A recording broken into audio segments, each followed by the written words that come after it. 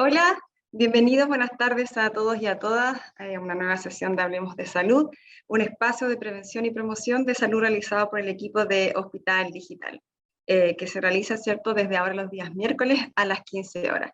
Mi nombre es Eva Guzmán y el día de hoy conversaremos precisamente sobre la humanización del cuidado inclusivo sanitario en personas dentro del espectro del autismo.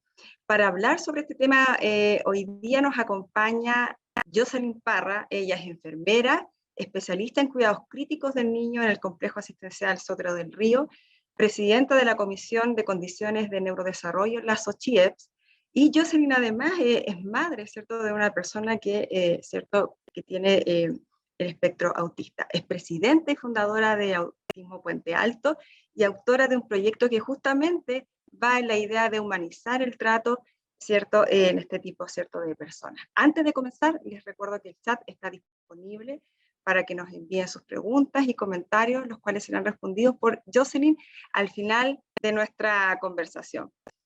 Jocelyn, buenas tardes, gracias por acompañarnos el día de hoy, por estar con nosotros y conversar sobre este tema que es tan importante y tan relevante y que muchas veces desconocemos de qué se trata, qué es lo que es, cómo, ¿cierto?, debemos enfrentarnos a las personas que hoy día, ¿cierto?, eh, padecen este espectro o trastorno autista o TEA, y cierto que la idea de conversar contigo hoy día es un poco conocer y saber, ¿cierto?, sobre este tema.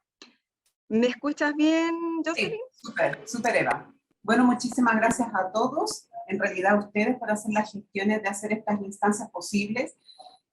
Yo siento que es muy importante visibilizar, ¿ya? Por eso en realidad accedí a hablar de salud, sobre todo en espectro autista. Yo siento que es un tema que muy poco se conoce, también llamada la discapacidad invisible, ¿ya?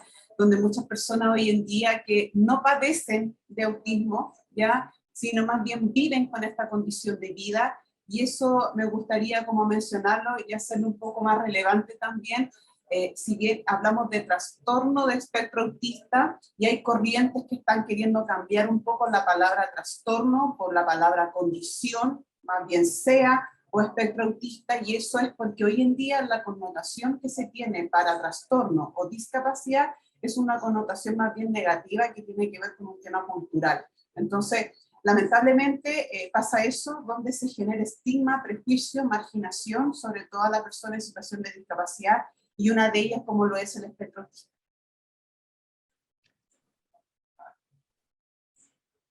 Precisamente, Evelyn, como tú lo mencionabas, ¿cierto?, desmitificar y conocer más sobre este tema. Y para comenzar y contextualizar esta conversación, te preguntamos lo mismo que tú nos comentabas. ¿Qué es el TEA o trastorno o condición de espectro autista? Bueno, cuando hablamos de trastorno de espectro autista tenemos que remontarnos unos años atrás. Ya a partir del 2014-2015 hubo una actualización de la nomenclatura internacional que maneja los diagnósticos a nivel internacional que tiene que ver con salud mental, y uno de ellos es el TEA. Ya el TEA es un concepto relativamente nuevo, lleva por lo menos 8 años más o menos en el sistema funcionando, y tiene que ver con la englobación de 3 grandes condiciones de neurodesarrollo, y una de ellas es el autismo, el Asperger y los trastornos generalizados del desarrollo no especificados. Y desde ahí se juntaron estas 3 condiciones y las llamamos TEA, ya trastornos del espectro autista. Y desde ahí en el fondo, ¿qué es lo que es espectro autista? Es una condición de neurodesarrollo. De las 3 es la más frecuentemente declarada, ya, y es una condición que tiene varias aristas y varias dificultades, sobre todo en el tema de la comunicación, el tema de las relaciones sociales, y algunas también cursan con intereses un poco restringidos, y desde ahí en el fondo parte todas las señales de alerta que como profesionales de salud y equipos de educación también tendrían que tenerlo en conocimiento para poder en el fondo determinar que desde ahí hay alguna señal que alguien me pudiera dar, luces de que estamos frente a una persona dentro del espectro autista, para poder hacer las derivaciones y articular la red existente, que es muy poca, que la vamos a ir conversando un poco más adelante, pero es muy escasa la red existente hoy en día en nuestro país, y eso también ocurre a nivel latinoamericano. Jocelyn, lo mencionabas tú, ¿cierto? Esta diferenciación que existe entre los distintos tipos, ¿cierto? Espectros autistas. ¿Cómo se diferencia o es lo mismo, ¿cierto? El autismo o el síndrome de Asperger, que muchas veces lo escuchamos el nombre, pero ¿cuál es la diferencia, digamos, esencial que tienen estos dos, digamos, condiciones o trastornos, o como tú lo decías, ¿cierto?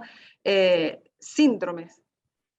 Sí, mira, hoy en día, pues debido a esta actualización, es debido también a la corriente en el fondo de poder eliminar la palabra síndrome, que como más que, como que clasifica como una enfermedad, siendo que es una condición de vida en el fondo que acompaña a muchas personas. Esta actualización se produjo por eso, ya se produjo para poder en el fondo aunar y poder confluenciar en que las personas forman parte de un espectro autista, ya, y el Asperger antiguamente se le daba la diferencia a la funcionalidad que la persona tenía a nivel de independencia y autonomía, ya. Las personas dentro del espectro de Asperger en algún minuto, antes de que se actualizara la información, se miraban y se diagnosticaban bajo esa premisa, bajo que eran muy funcionales, aprendían muy rápido, ¿ya? Y tenían muy fluida la parte del lenguaje y sobre todo la interacción social. Y tenían algunas ciertas como estigmas también de que no tenían expresión de emociones, de que no parecía si estaban contentos o tristes. Entonces, por eso se clasificó en algún minuto y se quiso actualizar un poco estos conceptos para poder nombrar el espectro autista como una amplia gama de conductas, de características que individualizan a una persona de otra. Por eso uno menciona también que ningún autista es igual a otro, ¿ya? Y eso habla desde la individualidad de su persona, ¿ya? De las características que cada uno de ellos posee. Jocelyn, ¿cuál es hoy día la incidencia o prevalencia desde el punto de vista epidemiológico del autismo en nuestro país? Bueno, hoy en día en Chile y a nivel latinoamericano no contamos con un catastro, y ahí esa es una de las principales demandas que exige la comunidad autista para poder en el fondo definir y establecer una política pública en razón de lo que es espectro autista, y es por eso en el fondo que nosotros solamente nos basamos en datos internacionales, y esos son los europeos y los norteamericanos.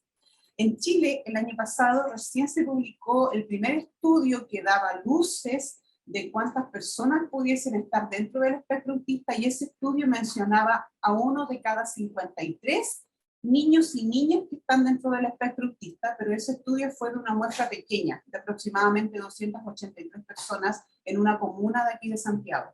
Pero lamentablemente no tenemos ninguna base epidemiológica, y esperamos pronto en el Senado y en la Cámara de Diputados con el proyecto de ley de autismo poder incorporar esa unidad estratégica para desde ahí formular y sembrar alguna política pública en razón del tema. Bueno, la pregunta que viene a continuación tiene también que ver con lo que tú ya nos comentabas, ¿cierto? Ya que no se cuente con un catastro, también tiene que ver con las barreras, ¿cierto? Que hoy día tienen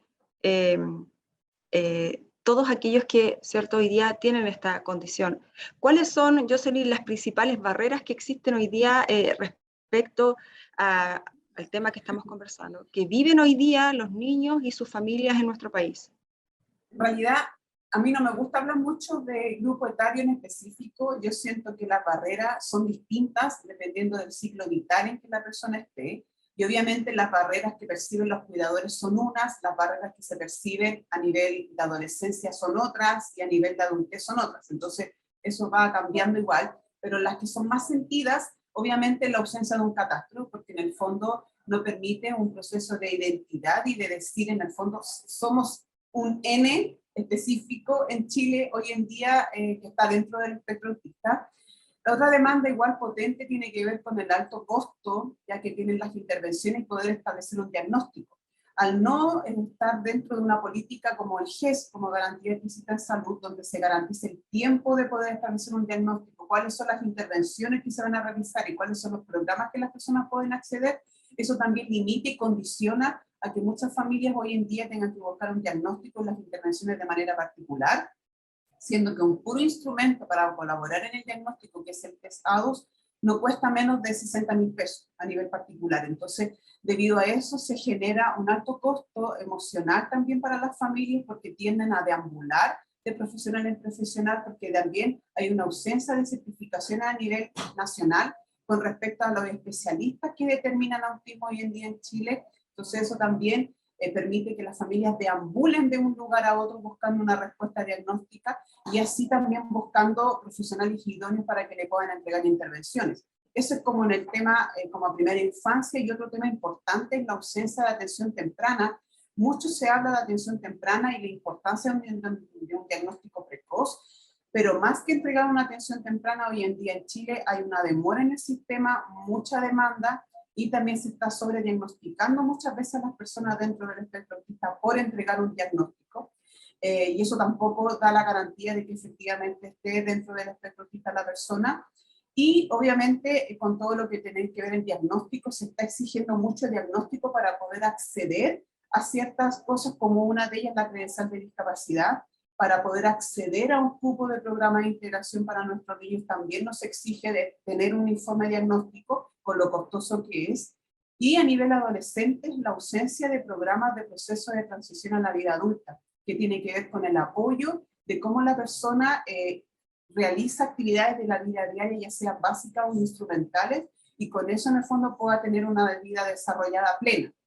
Y en la adultez, en la ausencia de oportunidades laborales, ya que también tiene que ver con el tema de la transición de la educación, de la enseñanza media a la educación superior. Entonces tampoco se le están entregando como programas de adecuaciones curriculares a las distintas instancias educativas donde la persona puede acceder a estudiar una carrera universitaria o realizar alguna carrera técnica superior, y obviamente con ello el desmedro de poder insertarse en la vida laboral adecuada a su contexto y a sus necesidades. Entonces, como tú puedes ver, son muchas las necesidades. Yo traté de ejemplificar un poco las más sentidas por la comunidad autista y las más reales, de poder en el fondo abordar y poder en el fondo conocer un poco más sobre las distintas necesidades que hoy en día viven día a día las personas en situación de discapacidad.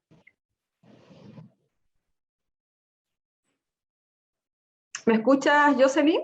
Sí, sí, te escucho. Te había sido un momento, pero seguí. Perfecto. Sí, te seguí escuchando, Jocelyn.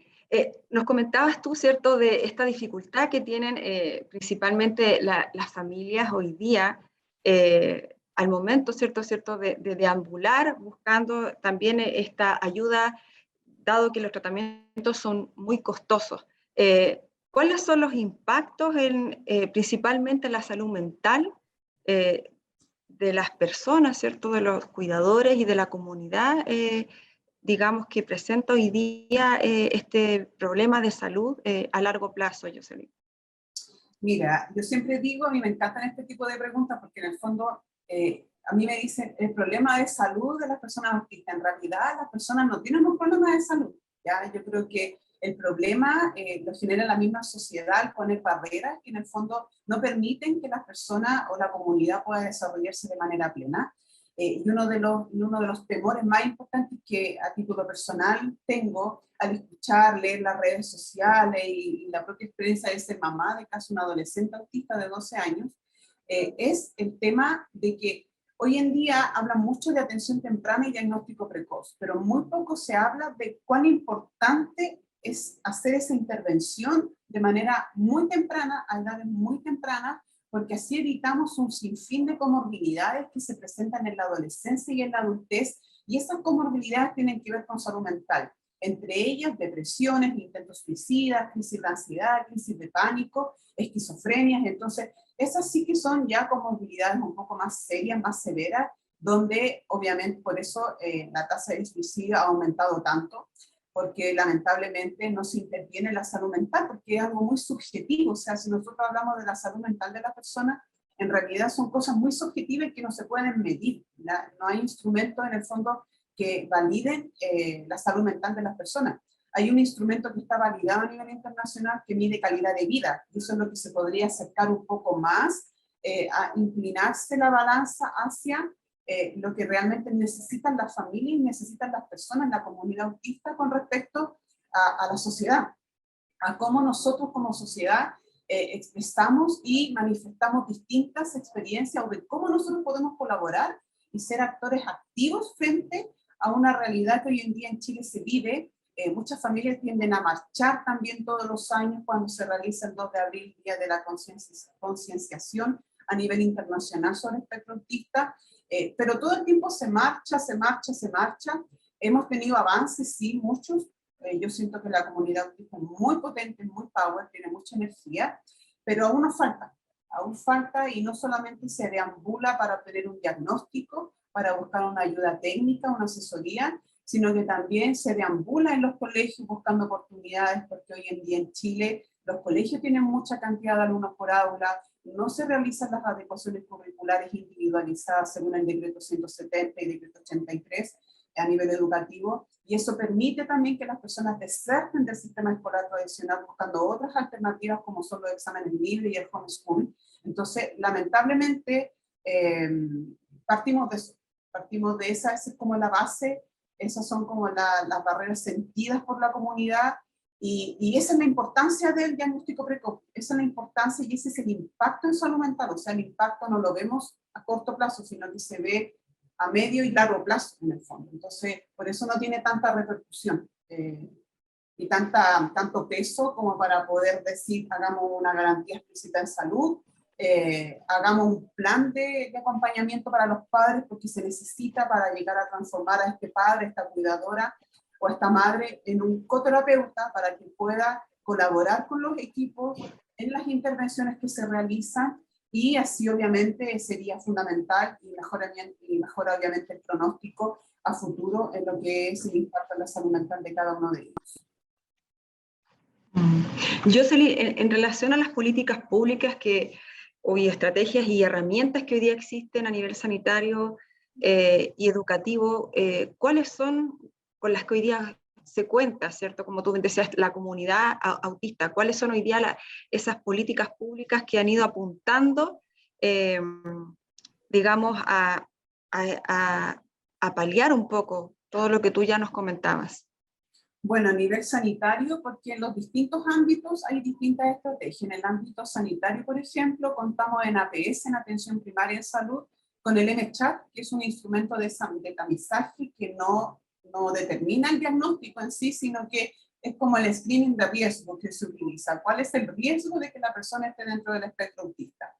Tenemos un Chile Crece Contigo que está un poco empobrecido, y por eso el proyecto de capacitación también va a ir dirigido a eso, ya para poder paliar un poco y entregar esta atención temprana que se necesita, por mientras se establece el diagnóstico que hoy en día se establece en atención secundaria. Ya los CDT, los CRS, supuestamente se establece el diagnóstico, pero el problema es que hay mucha demanda y muy poca cantidad de profesionales. Tampoco el profesional cuenta con un equipo multidisciplinario en el cual tenga la expertise y la experiencia en trabajar con personas autistas, y tampoco cuentan con la batería A2, que es un instrumento para apoyar el diagnóstico. Entonces eso facilitaría mucho el diagnóstico y el proceso. Hoy en día las familias tienen que esperar meses hasta años para hacer un diagnóstico en la vía pública, en el servicio público, entonces eso merma mucho la situación actual. Y a nivel terciario no hay mucho, ya por eso en el fondo lidero uno de los proyectos de capacitación para los equipos de salud, el cual la primera parte es capacitar a los equipos, ya que partimos en el complejo asistencial Sotero del Río y ahora estamos implementando en el Hospital Padre Hurtado y Hospital La Florida, para dejar el servicio de salud metropolitano suroriente cubierto, por lo menos en el área terciaria, ya que son los centros asistenciales de mayor complejidad. Y la segunda parte de dicho proyecto es la entrega de sistemas de comunicación alternativa aumentativa, que son los criptogramas, con la finalidad de poder entregar una comunicación efectiva ya e idónea para la comunidad autista también, que facilitaría el proceso de la comunicación. Y la tercera parte es la creación de un protocolo, ya que la finalidad de este protocolo es entregarle herramientas a los equipos de qué hacer en distintas situaciones que se vayan presentando cuando se realiza una atención hacia una persona autista o su familia. Y eso a nivel sanitario. Y a nivel educativo están los decretos 170, el decreto 83, que en el fondo lo que hacen son realizar adecuaciones curriculares. Hay programas de adecuación curricular individualizada con la finalidad de poder conocer de manera individual las necesidades de cada persona y en base a esa individualización se realiza un plan de intervención de cómo yo voy a, qué metodología educativa es la más idónea que voy a utilizar con este niño, por ejemplo, con esta niña, para que aprenda de manera más efectiva, ¿ya? Eso es lo que se cuenta hoy en día. Hay ciertos proyectos también de incorporación a la educación superior, que están trabajando algunas universidades para poder en el fondo adecuar también estos contextos, sobre todo en el tema de los estímulos sensoriales que la persona recibe y que eso puede desencadenar alguna desregulación sensorial y obviamente sería la barrera para que la persona pueda aprender y pueda el día de mañana ejercer de la manera laboral que en el fondo que el objetivo tiene es. Y en la parte laboral hoy en día tenemos una ley que se va a entrar en vigencia en el mes de noviembre para poder en el fondo articular también estas adecuaciones. Va a haber un gestor territorial en cada empresa y se exige que por ley el 1% de los funcionarios de todas las empresas públicas por lo menos estén en situación de discapacidad. Y este gestor territorial lo que va a hacer en el fondo es capacitar a los equipos y entregar la mayor cantidad de herramientas y estrategias mediante estas adecuaciones para que la persona pueda desarrollarse en su trabajo de manera plena y satisfactoria, eficaz. Ese es en el fondo el objetivo para evitar un empobrecimiento, porque hay un estudio a nivel internacional que habla de envejecimiento y autismo, ya, que habla de una alta cantidad de personas en situación de vejez que están empobrecidas y la mayoría de ellas institucionalizadas en asilos y que no tienen ninguna red de apoyo importante para en el fondo depender y seguir funcionando. Jocelyn, nos comentabas estos tres ámbitos, salud, educación, trabajo. ¿Cuál es la importancia y la relevancia que tiene, cómo impacta, ¿cierto?, el trabajo intersectorial entre estos tres ámbitos que tú nos comentabas y probablemente hay muchos más en el tratamiento y en la calidad de vida, ¿cierto?, de las personas con autismo? Sí, bueno, la intersectorialidad es fundamental, ¿ya? O sea, yo creo que si la red no está articulada, si los equipos no trabajamos en conjunto, no creo que esto avance más allá de lo que ya hemos logrado, ¿ya? Yo siento que al estar articulados y trabajados todos porque en el fondo todas las organizaciones, agrupaciones, comunidades, etcétera, tienen el mismo objetivo, visibilizar el espectro autista en nuestro país y que de una vez por todas en Chile hablar de autismo ya no sea un tema, ¿ya? Y obviamente la inclusión sea parte de la sociedad en que vivimos y que todos formamos parte de esta sociedad, ¿ya? Esa es como la finalidad y el fin que todos nosotros poseemos de los que hablamos de espectro autista. Y la finalidad es esa, o sea, la intersectorialidad tiene que ver con un fin común que tengan los equipos, que es sacar adelante a la persona en situación de discapacidad, porque la intersectorialidad no solamente es para hablar de autismo, sino que para hablar de la discapacidad en general. Uno habla de intersectorialidad y poder en el fondo juntar a todos los equipos que tengan distintos roles, ¿ya? Y desde ahí miren hacia un mismo objetivo que es poder entregarle calidad de vida, una vida plena, unos cuidados humanizados como lo que en el fondo se enfoca el proyecto de capacitación, entregar una educación inclusiva acorde a las necesidades de cada persona. Por eso uno habla de intersectorialidad. En la Unión Europea hicieron una declaración hace unos años atrás en la cual decía, todos juntos, por el mismo fin, en el fondo, todos juntos podemos construir un mejor futuro para la comunidad en situación de discapacidad, para, no solamente para las personas en situación de discapacidad, sino que también para su entorno, para su familia. Hoy en día la mirada tiene que ser una mirada comunitaria, una mirada desde el entorno, una mirada más macro, de manera holística e integral, de que las personas en situación de discapacidad son personas, bajo ningún punto de vista una etiqueta diagnóstica, ni clasificarlas dentro, ni encasillarlas, ni menos condicionar su situación de vida a un diagnóstico, sino más bien a que son personas, que se forman parte de la sociedad, y que qué hacemos nosotros como sociedad, como equipos, desde la intersectorialidad, poder en el fondo adecuar los contextos para que ellos puedan desarrollarse. Justamente en relación al cuidador, a los cuidadores, ¿cierto? ¿Cuál es la relevancia, ¿cierto?, que tienen hoy día aquellas personas que cuidan niños, como decías tú, adultos mayores con autismo? Bueno, yo siento que El cuidador de una persona autista es fundamental y no se le ha dado el rol protagónico que ellos necesitan, por eso en uno de los módulos del proyecto de capacitación engloba completamente al rol del cuidador, ¿ya?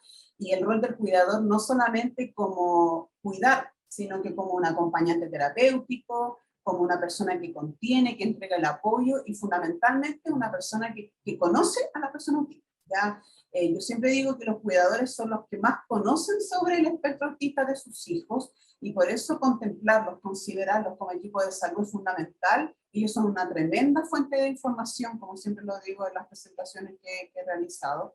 Son una fuente de apoyo fundamental donde los equipos deben apoyarse en ellos, poder incluirlos dentro de las reuniones multidisciplinarias de los colegios, por ejemplo, poder incluirlo cuando el paciente ingresa a un servicio hospitalario, hacerle las consultas como simples consultas como cómo se alimenta, qué leche le gusta, si le molestan los ruidos, los olores, los colores, le molesta que lo toquen, tiene hipersensibilidad táctil o hiposensibilidad táctil, cómo se comporta él, cómo se comunica mediante lengua de señas o se comunica mediante pictogramas o algún otro sistema de comunicación. Esas cosas facilitarían mucho el proceso, pero hoy en día siento que muy poco se considera al cuidador, ¿ya? Y no se le da este rol protagónico. Hoy en día son muchos cuidadores que han tenido que dejar de trabajar por cuidar de los niños, porque la mayoría, como el espectro autista es tan amplio el tema, son personas tan individuales que cada uno posee distintas características y formas de comportarse también, porque la información que ellos reciben la reciben de una manera muy diferente, por eso su respuesta también va a ser muy distinta, y muchos de los padres cuidadores han tenido que dejar de trabajar por no tener con quién dejar a sus hijos, porque lamentablemente el sistema educativo también los rechaza, entonces ahí se genera esta sobrecarga en el cuidador, y que hay un estudio que menciona sobre los cuidadores que están con un alto nivel de estrés siempre, tal como los soldados que van a una guerra. O sea, tienen sus umbrales de estrés tan altos porque los niños tienden a desertar del sistema escolar por la cantidad de conductas que muchas veces son intensas y profundas, que no reciben apoyo tampoco de la red familiar, no hay apoyo también articulado para ellos, no hay un programa de acompañamiento continuo y permanente para las necesidades de cada uno de ellos. Entonces, lamentablemente ha sido una de las demandas potentes que también se ha presentado en la Constitución también y en algunas instancias de la Cámara de Diputados, sobre todo en el proyecto de ley que ahora está a pronto de entrar en vigencia, esperando obviamente la última revisión para poder aplicar.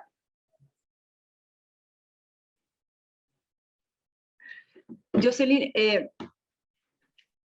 al principio, ¿cierto?, de esta conversación, nos comentabas tú que eres madre, ¿cierto?, de un niño o niña, no alcanza, niña, ¿cierto?, con autismo.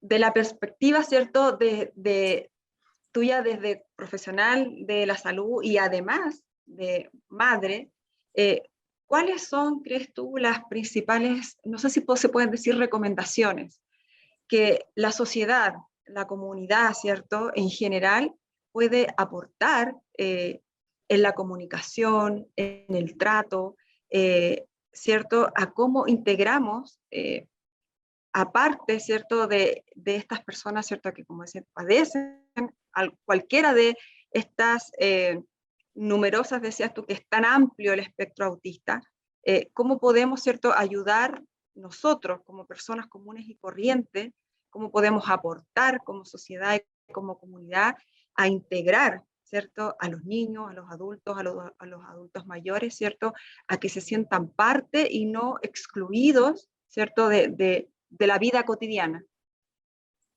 Bueno, esto te lo voy a contestar no tanto como profesional de salud, sino que como mamá. En algún minuto, no solamente por mi experiencia, sino que por muchas experiencias que he escuchado a través de las mamás y a través de las personas autistas adultas, ha sido la poca visibilización que hay del tema, ¿ya? Y segundo, que muchas veces la sociedad es un poco más egoísta y mezquina. Por ejemplo, si vamos en un medio de transporte, y el niño tiene alguna desregulación sensorial, producto de la tremenda cantidad de estímulos que está recibiendo, se tira al suelo, nadie se acerca, todos miran a lo lejos, todos dicen el niño mañoso, el niño malcriado, el niño porfiado, el niño mira cómo le pega a la mamá. Entonces son distintas cosas que nadie se acerca a preguntar por último en qué te puedo ayudar. O qué puedo hacer para ayudarte. O explícame tú como mamá si está bien lo que está haciendo él, o a quién llamo, a quién recurro.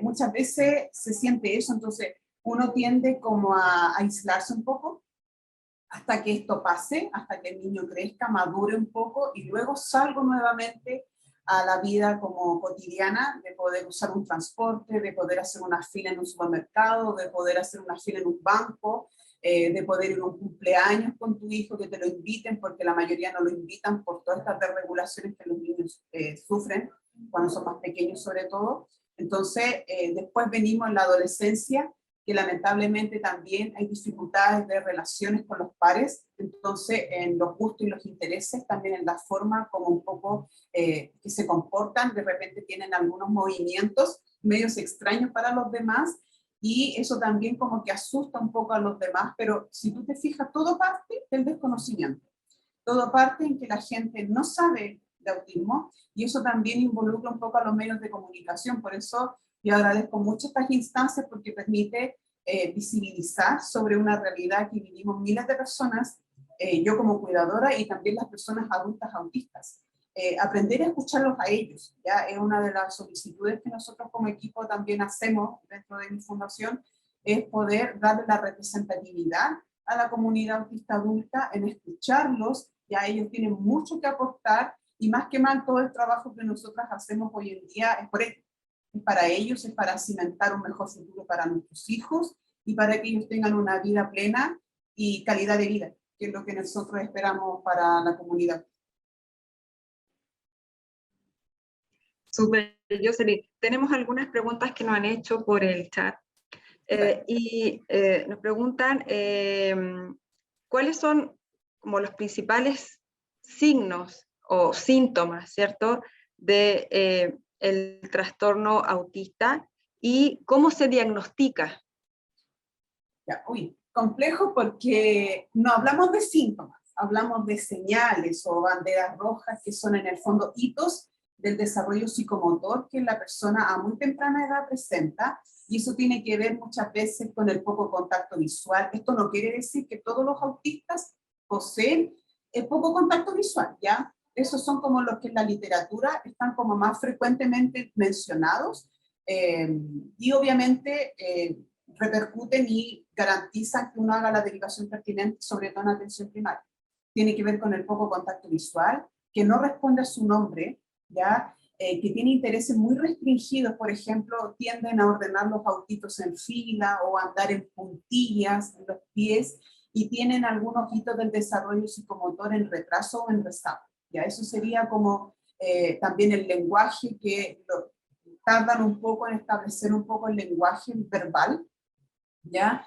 Y tienden a tener ciertas desregulaciones o conductas un poco intensas y profundas, sobre todo después del año y medio, ¿ya? Como que tienden a tener estas pataletas, entre comillas, un poco más intensas, con heteroagresiones, ¿ya? Que agreden al resto, se agreden ellos mismos también. Son ciertas como características, yo estoy mencionando las más frecuentes que existen, pero eso habría que evaluarlo caso a caso. El diagnóstico 100% clínico, ¿ya? Es 100% clínico, y las entidades en Chile que están como determinadas a realizar el diagnóstico son los psiquiatras y los neurólogos, ¿ya? Y muchas veces ellos, hay varias vías de poder acceder a un diagnóstico. Una de ellas es consultar con un neurólogo o un psiquiatra, ojalá que tenga la especialidad de espectro autista. Y muchas veces, si les queda la duda de establecer un diagnóstico, ellos solicitan alguna evaluación psicométrica, por ejemplo, con algún psicólogo, algún terapeuta ocupacional o algún fonoaudiólogo, para que determine algunas áreas también. Y la otra parte también es aplicar en un instrumento que se llama ADOS, ¿ya? ADOS 2. En el fondo, lo que hace este instrumento es poder determinar si las características que son observables en el niño o la niña corresponden a espectro autista, ¿ya? Pero hoy en día todo eso es costoso, ¿ya? Nada está garantizado a nivel de garantía explícita en salud, ¿ya? Por eso Lo importante es que no hablemos de síntomas, porque eso patologiza la condición, y hablar señales de alerta o banderas rojas, que a mí me indican como equipo que pudiese estar dentro del espectro autista, ¿ya? Y el otro diagnóstico, la otra manera en la que mencioné al principio cuando hablamos de los sistemas de atención de los niveles, que el MCHAT, ¿ya? El MCHAT se aplica también cuando hay alteraciones o incumplimientos de hitos del desarrollo psicomotor. Salió algo como extraño y yo como profesional me interioricé un poco en el tema y hay algunas señales que la mamá también me ha manifestado y aplico el MCHAT a la mamá, ¿ya? Que es un test dirigido a los cuidadores y en el fondo eso me da, si sale positiva, espero una vigilancia de 30 días, aplico un segundo MCHAT y si vuelve a salir positivo hago la derivación a nivel secundario para que se establezca el diagnóstico. Y si no es posible, y si la mamá dice, pucha, sabes que fui a consultar, y en realidad se demora mucho en el CRS, porque hay muchos niños en espera, etcétera, etcétera, lamentablemente, bueno, por fortuna para la familia, hay varias opciones a nivel metropolitano, hay varios centros, fundaciones, que entregan helados a un bajo costo, pero lo que por lo menos yo lo he escuchado, es a 60.000 pesos lo más barato, de poder realizar helados, y las consultas neurológicas o psiquiátricas, eso va a depender de la previsión que la persona tenga, va a depender del profesional. Yo me acuerdo que para que establecieran el diagnóstico de mi hijo, yo gasté como 250.000 pesos hace unos años atrás, así que eso es como el promedio, eso es como lo que las familias manifiestan y refieren que cuesta un diagnóstico, y esas serían como las formas de acceder a uno. Yoseli, otra pregunta que nos llega es si existen terapias, servicios, intervenciones para los niños con espectro autista. Si hay algún centro, dices tú, como específico para, hay varios, ya hay varios, o sea, hay varios a nivel de distintas comunas, de hecho a lo largo de todo Chile hay muchos centros, hay algunos centros que se especializan en condiciones de neurodesarrollo en general, y otras que son un poco más específicas para el espectro autista. A mí no me gusta recomendar muchos centros porque en realidad siento que eso es como percepción personal de cada persona. Yo tengo mis contactos, yo se los podría dar a las personas que me quieran escribir por Instagram, Autismo Puente, estamos nosotras.